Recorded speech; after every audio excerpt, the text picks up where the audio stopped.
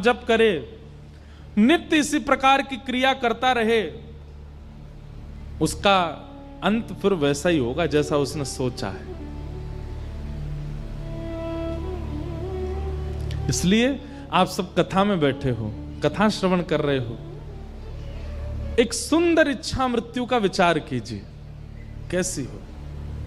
यहां से बाहर मृत्यु की चर्चा करना अपशगुन है।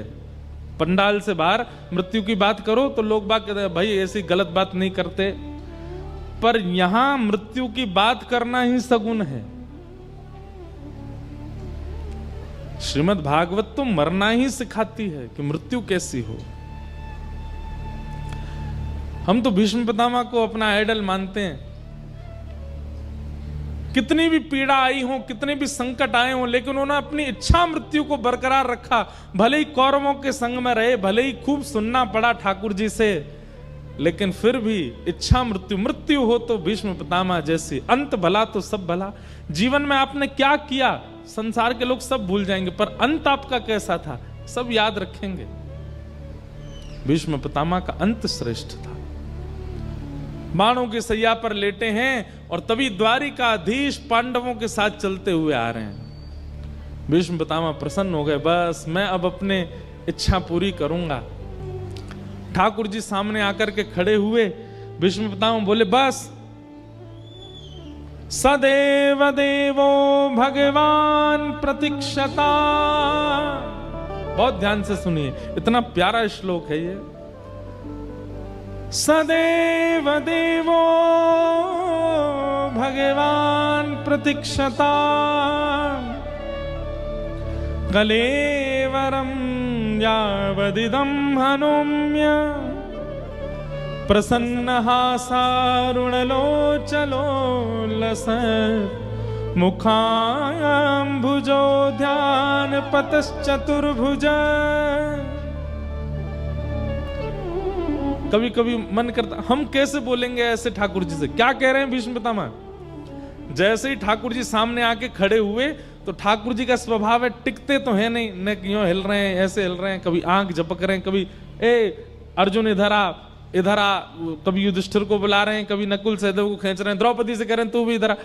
भीष्म पितामह बोले, बहुत देर हो गई नाटक करते करते, सीधे खड़े रहो मेरे सामने, ये हिलो डोलो नहीं ज्यादा, मेरे पास समय बहुत कम है। भगवान स्थिर हो गए। ठाकुर जी बोले, क्यों? बोले, आपको देखते देखते मैं अपने प्राण त्यागने वाला हूं, और जब तक मेरे प्राण नहीं निकले आंख की पलक भी नहीं गिरनी चाहिए आपकी। डांट करके बोल रहे हैं ठाकुर जी को, हिलो नहीं। ठाकुर जी बोले, भाई तुझे इच्छा मृत्यु का वरदान, तेने कहीं 10 साल तक सोच ली कि मरना ही नहीं है तो? पितामह भीष्म बोले, तो फिर 10 साल खड़े ही रहना, आपको निहारता रहो।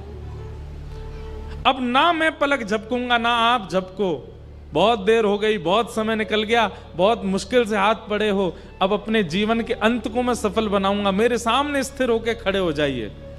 तो कहते हैं ठाकुर जी का मुख थोड़ा सा मुरझा गया।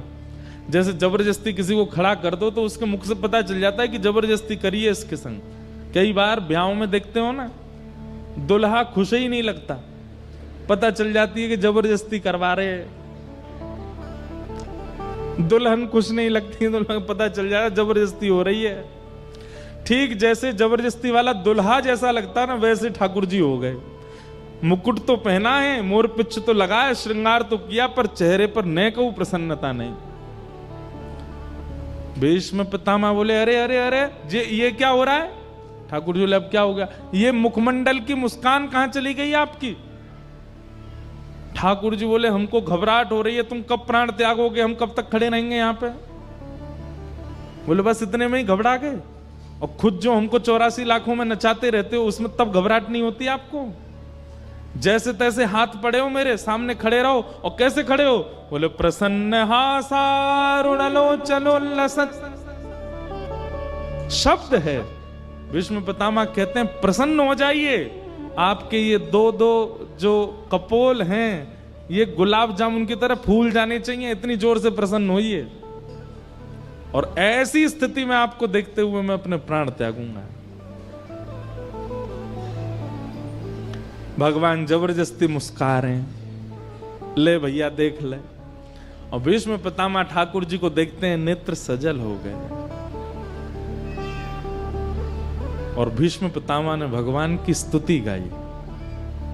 इतिमति रूप कल्पिता वितृष्णा भगवत सात्वत पुंगवे विभुम्ने स्वसुखमुपगते क्वचिद् विहर्तुं प्रकृतिमुपेयुष यद्भव प्रवाह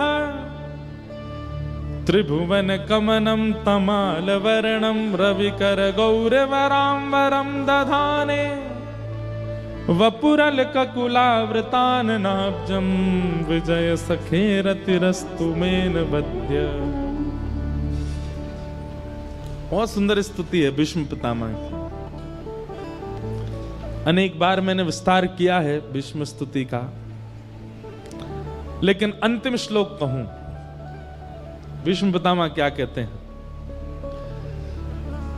ललित गति विलास वल गुहास प्रणय निरीक्षण कल्पितो रुमान कृतमनुकृतवत्य उन्मदान्ध प्रकृति मगन किलयस्य गोपवध्व। सब लोग इधर देखो। भीष्म पितामह कह रहे हैं, हे नाथ, मैंने आपके सारे रूप देख लिए। कौन कौन से? आपका चतुर्भुज रूप देखा, आपका विराट रूप देखा, आपका सहस्त्र शीर्षा पुरुखः सहस्त्राक्षः सहस्त्रपात वो रूप भी देखा, जहां आपके 1000 मुख, 1000 हाथ, 1000 पैर।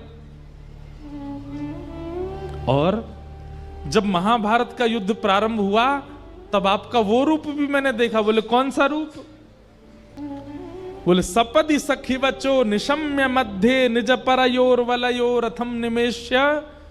जब रथ भूमि रणभूमि के मध्य में आप अर्जुन के रथ को हाँकते थे, घोड़ों के पैरों से उड़ने वाली धूल आपके मुख पे आती थी और आप लगाम पकड़ करके अपनी बाजू से अपने माथे के बालों को दूर करते थे। शंख चक्र गदा पद्म वाले के हाथ में जब चाबुक और रस्सी देखी मैंने कहा वाह कन्हैया, तेरे ये रूप भी अद्भुत है। मैंने सारे रूप देख लिए आपके, पर एक रूप देखने की मेरी अभिलाषा है। भीष्म पितामह बोले, भगवान बोले कौन सा रूप? तब यहां पर कितना सुंदर शब्द है। बोले ललित गति विलास वल गुहास। आप जब ललित गति से चलते हो, ललित गति कैसी है? एक पैर यहां रखते हैं तो दूसरा पैर उसके सामने नहीं रखते, थोड़ा तिरछा रखते हैं। जैसे बांके बिहारी खड़े हैं, ये चलते भी ऐसे ही हैं। ऐसे पांव यहां, पांव, कमर भी मटकेगी, पैरों मटकेंगे, सिर भी मटकेगो, सुंदर केश भी झूमेंगे, सुंदर मुकुट पे पाग पे लगी भाई जो लटकन है वो भी हिलेगी। ललित गति विलास वल गुहास। आप जब ललित गति से विलास करते हुए चलते हो, कभी मधुमंगल के कंधे पर हाथ रख के हंसते हो, कभी श्रीदामा को गले में लेकर के हंसते हो, कभी तन सुखा पर अपना पूरा भार धर देते हो। आपकी जो वो वृंदावन की ललित गति है ना नाथ, मुझे उसका दर्शन करना। और ललित गति विलास वल गुहास प्रणय निरीक्षण कल्पितो रुमान कृतमनुकृतवत्य उन्मदान्ध। जैसे ब्रज की गोपियां, वो आपको भिन्न भिन्न रूप बना देती हैं। कैसे? कोई गोपी कहती है लाला तैने मेरे घर को माखन खाया और चल मैं तो पकड़ के ले चलूं यशोदा के पास, तो आप उसके चरणों में गिर जाते हो। अरे भाभी तू जो कहेगी सो करूंगो, लेकिन मैया के पास मत ले चल। तो वो गोपी कहती है अच्छा जो कहूंगी सो करोगे? बोले हाँ, बैठो मेरे सामने। आप उसके सामने थर थर कांपते हुए बैठ जाते हो। कहा करनो है? तो चल लाला एक काम कर। बोले का? रसोई घर में जा, रोटी लेके आ और रोटी पर एक मक्खन धर के ला। अरे भाभी तू तो बड़ी अच्छी है, मुंह भोजन करावेगी। बोले ना, लेके आ, लाके मुंह खवा। और नन्हे से गोपाल जी को सामने खड़ा करके गोपी कहती है अब लाला चल प्रेम से अपने हाथन से मुंह पवा दे।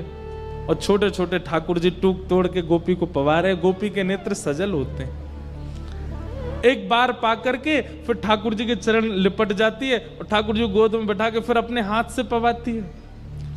ताही अहीर की छो हरिया छचिया भरी छाछ पे नाच नचायो, रसखान कहते हैं। कोई गोपी ठाकुर जी को पकड़ लेती है और लाला को कमरा में बंद कर दे। ठाकुर जी कहें मुंह छोड़ दे, बोले ऐसे ना छोड़ूंगी। बोले कैसे छोड़ेगी? बोले पहले बंदर की तरह नकल करके दिखा। ठाकुर जी कहें जो कोई बात है? बोले हम बे बात है, पहले बंदर की तरह कर। कोई गोपी पकड़ के कहती लाला मेरे संग नृत्य कर।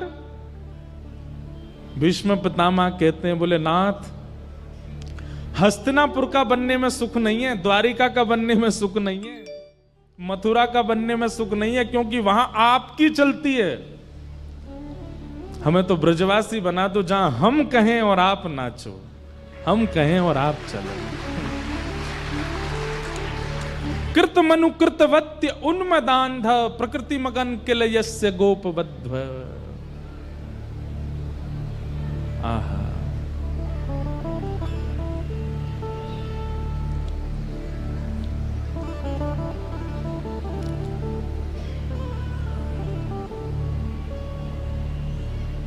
वो ललित गति का मुझे दर्शन करना है। हमारे अष्ट साहब के सखा गाते हैं, सब ही अंग को बाको गिरधर, सब ही अंग को बाको। एक भी अंग ठाकुर जी का सीधा नहीं है, सब ही अंग को बांको। बांकी चाल चलत गोकुल में, बांकी चाल चलत गोकुल में, छैल छबीलौता को गिरधर, सब ही अंग को बांको।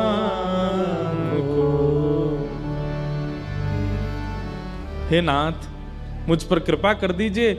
मेरे इस अंतिम काल में आपने दर्शन दिया मुझको, इससे मैं बहुत प्रसन्न हूं। पर मैं जाते जाते आपसे मांगना चाहता हूं कि अगला जन्म मुझे वैकुंठ में मत भेजना, स्वर्ग में मत भेजना, अन्य किसी लोक में मत भेजना, मुझे ब्रज वृंदावन में भेज देना, ताकि मैं आपकी ललित गति की चाल देख सकूं।